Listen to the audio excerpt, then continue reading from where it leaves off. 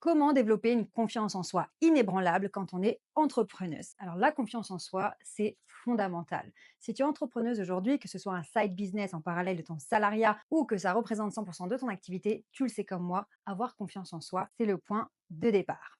Si tu ne me connais pas encore, je m'appelle Charline Caron et j'ai créé cette chaîne YouTube pour t'accompagner à te transformer et créer ton identité de femme d'affaires.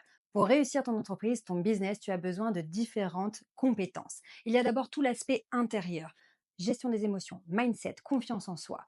Tout ça est très important. Mais il y a aussi les compétences extérieures. Comment prendre la parole, être à l'aise, être impactante, être captivante, savoir convaincre, savoir négocier, être forte en relationnel. Toutes ces compétences, qu'elles soient intérieures ou extérieures, sont fondamentales et tu dois aujourd'hui construire ta nouvelle identité, celle d'une femme d'affaires qui a confiance en elle, qui est sereine et qui va tout droit vers ses objectifs sans tomber dans une énergie masculine totalement, en ayant bien sûr de l'énergie masculine parce qu'on a besoin d'avancer, on a besoin de cette force, mais aussi en préservant et en développant ton énergie féminine. Bon, il y a énormément de sujets à traiter, donc je t'invite fortement à t'abonner à ma chaîne YouTube si ce n'est pas encore le cas. Et sache que j'organise une conférence en direct, ce sera mercredi à midi, dans laquelle je vais t'expliquer comment augmenter ton leadership pour stabiliser tes revenus à 5 000 € par mois. Si tu souhaites t'inscrire, c'est gratuit, il te suffit de cliquer sur le lien dans la description de cette vidéo. Alors on commence tout de suite avec le premier point que je voulais te partager pour développer ta confiance en toi. La première chose que tu dois savoir, c'est que la confiance en soi, c'est quelque chose qui se construit par la répétition. Quand tu commences à pratiquer quelque chose, peu importe, que ce soit du tennis, du piano, peu importe, au début, tu n'es pas à l'aise parce que tu ne sais pas faire, tu es débutante. Et à force de répéter cette activité, tu commences à prendre tes repères et tu commences à prendre confiance en toi.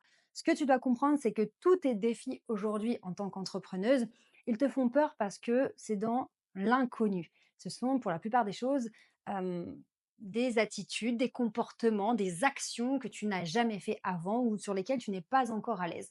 Donc ce que tu dois comprendre, c'est que pour avoir confiance en toi, tu dois y aller. Je suis désolée de te l'annoncer, mais tu dois aller au charbon, tu dois remonter les manches, tu dois te jeter dans le grand bain, d'accord? Et petit à petit, à force de te confronter à tout ça, ça va devenir facile, banal, et tu seras comme un poisson dans l'eau. Alors l'idée, évidemment, ce n'est pas de se jeter dans le vide, d'accord? Ma philosophie, c'est pas du tout de choisir l'entrepreneuriat pour que ce soit pire qu'un salariat. On n'est pas là pour souffrir non plus.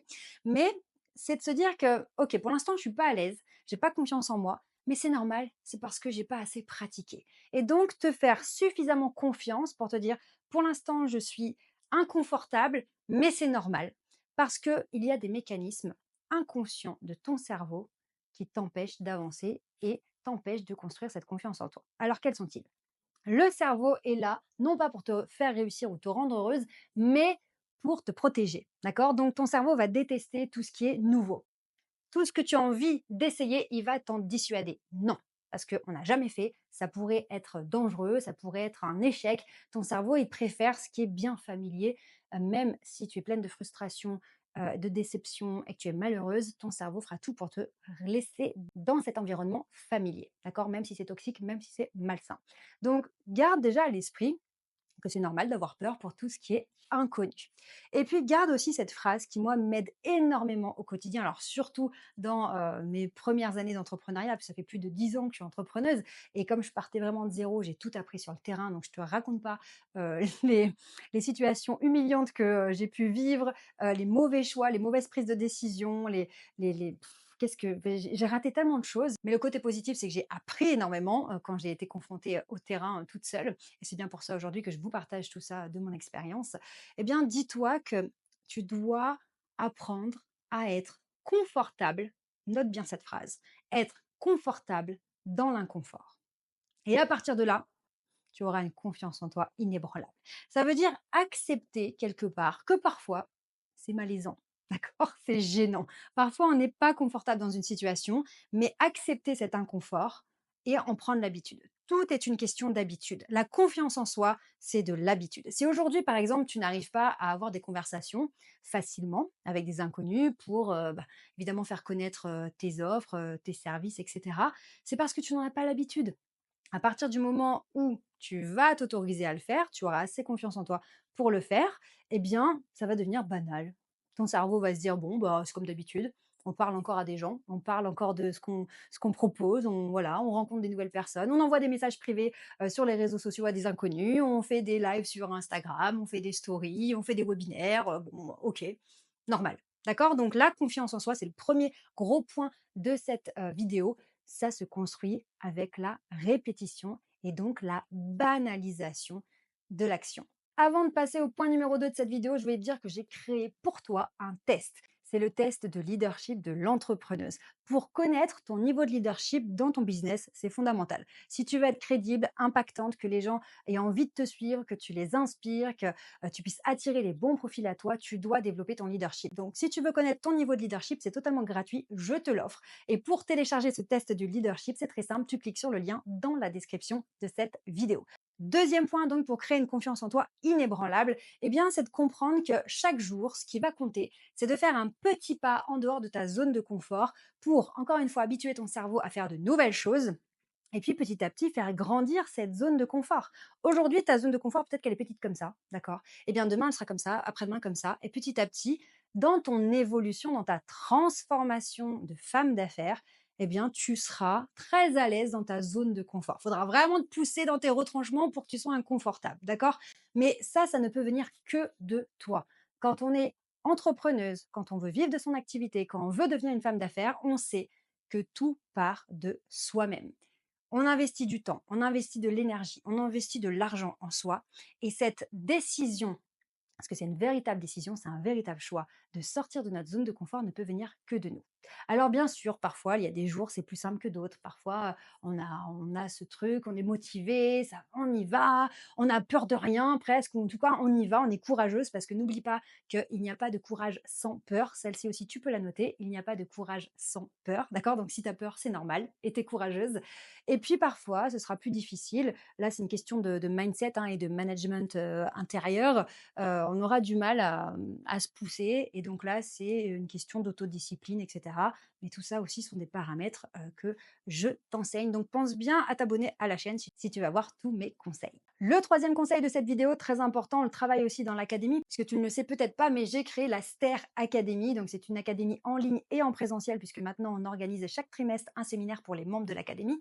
Et bien dans l'académie, il y a une partie où j'enseigne, j'explique ce reconditionnement mental qu'il faut faire pour gagner confiance en soi.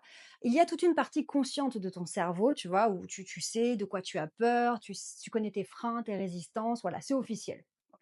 Et puis il y a toute une autre partie de ton cerveau cachée, ce qu'on appelle le subconscient, qui là maintient des freins, des résistances, des peurs, des croyances, d'accord?